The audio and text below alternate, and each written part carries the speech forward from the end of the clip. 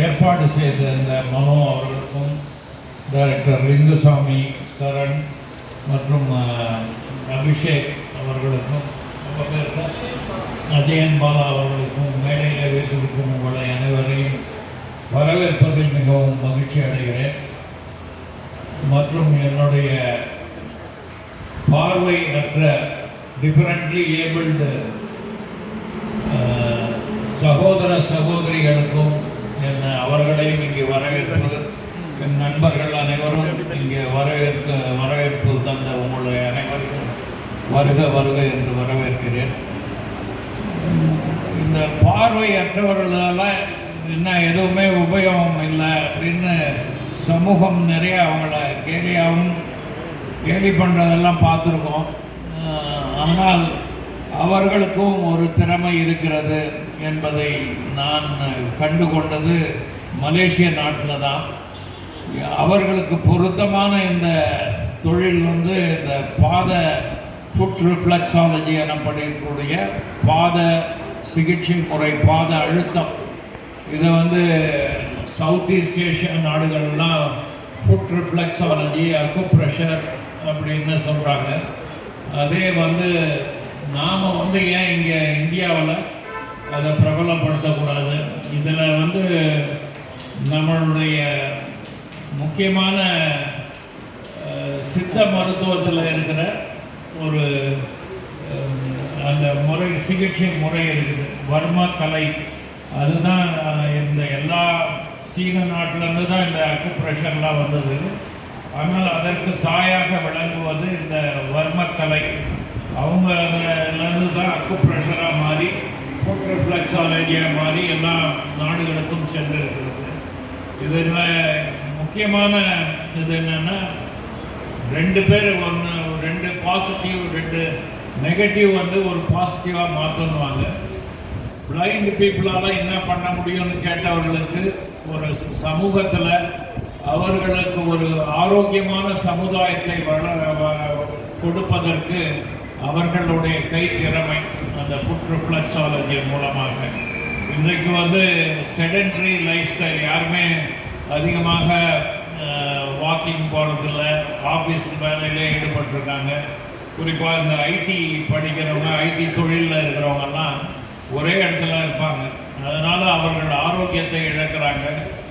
30-40 வயதிலே பல நோய்களை அவங்களுக்கு ஆட்கொள்வதை பார்க்கிறோம் நம்ம. இதற்கெல்லாம் மூல காரணமாக இந்த பாதத்தை நர்வ் எண்டிங் எல்லாமே ஒவ்வொரு ஆர்கனும் அது கூட கனெக்டடாக இருக்குது. இந்த தூண்டுதல் மூலமாகவும் அதை அழுத்தம் கொடுப்பதன் மூலமாக நமது ஆரோக்கியத்தை நாம் மிக சுலபமாக பெற்றுக்கொள்ளலாம். அந்த வகையில் தான் இந்த ஃபுட் ரிஃப்ளெக்ஸாலஜி. அதுவும் பார்வையற்றவர்கள் செய்யும்போது அதற்கு ஒரு தனி சிறப்பு இருக்கிறது. ஏனென்றால் நாம் பார்வை உள்ளவர்களை இந்த சிகிச்சை முறையில் பார்வையற்றவர்களிடம் தோற்றுப்போவது இதில் தான். ஏனென்றால் அவர்களுடைய கவனத்தை எதுவும் சிதறாது. அதை ஒரு பிரெயில் படிக்கிற மாதிரி ஒவ்வொரு பாதத்தில் இருக்கிற ஒவ்வொரு புள்ளிகளையும் அவர்கள் அதை கண்டறிந்து அந்த புள்ளியை அழுத்தம் கொடுப்பதன் மூலமாக உடலில் உள்ள எல்லா பாகங்களும் புத்துணர்ச்சி பெறும். எனக்கு கிடைச்ச ஒரு அனுபவம், நேச்சுரல்ஸில் ஒரு 100 கண் அவர்கள்லாம் அந்த ட்ரெயினில் சின்ன சின்ன பாட்டு பாடின்னு சில பொருட்களை எல்லாம் விற்றுருப்பாங்க. அவர்களை ஏன் நாம் ஃபுட் ரிஃப்ளெக்ஸாலஜியை மாற்றக்கூடாதுன்னு சொல்லி அவர்களுக்கு ஒரு 50-60 பேரை ட்ரைனிங் கொடுத்து அவர்களை நாங்கள் நேச்சுரல்ஸில் வேலை வாய்ப்பையும் உருவாக்கி கொடுத்தோம். ரொம்ப நல்ல வரவேற்பு இருந்தது. அவர்களுக்கும் இந்த வேலை ரொம்ப ரசித்து பண்ணாங்க.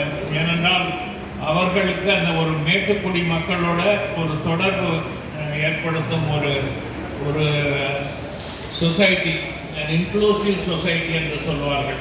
பார்வையற்றவர்களும் பார்வை உள்ளவர்களும் ஒன்றாக இருக்கக்கூடிய சமுதாயத்திற்கு இன்க்ளூசிவ் சொசைட்டி என்று சொல்வார்கள். அவர்களை வித்தியாசமாக பார்க்கக்கூடாது. அவர்களுக்கு நம்மளுடைய அனுதாபங்கள்லாம் தேவையில்லை.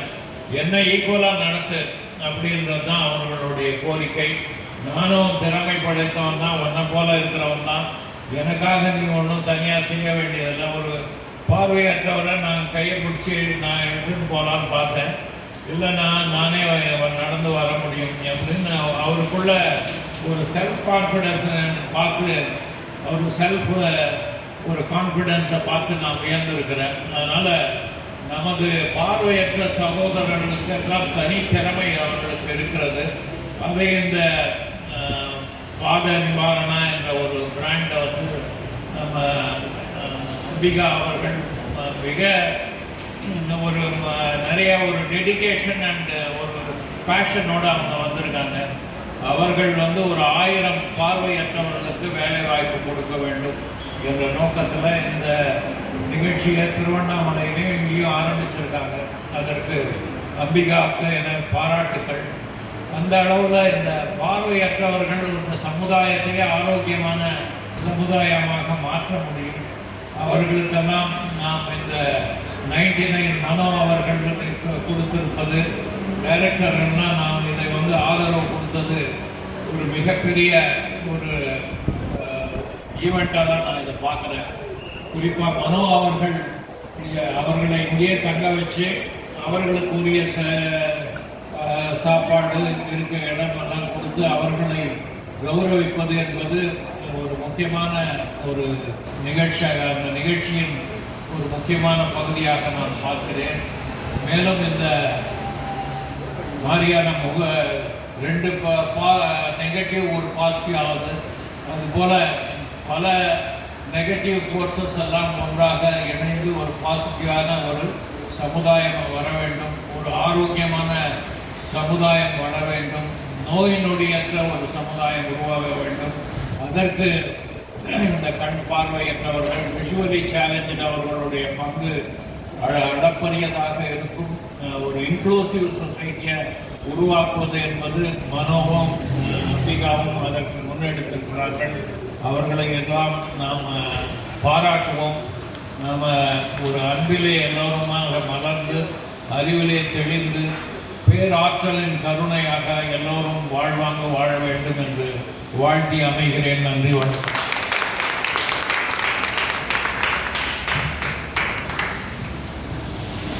சிறப்பான ஒரு உரையாற்றி எல்லாருக்கும் வாழ்த்து சொல்லி, அந்த வாழ்த்தில் கூட ஒரு பெரிய ஒரு அன்பு, அவரோட விஷயம் என்னவாக இருந்தது நமக்கு தெளிவாக சொன்ன டாக்டர் சி.கே. அசோக்குமார் அவர்களுக்கு நம்மளோட நன்றிகள். அடுத்த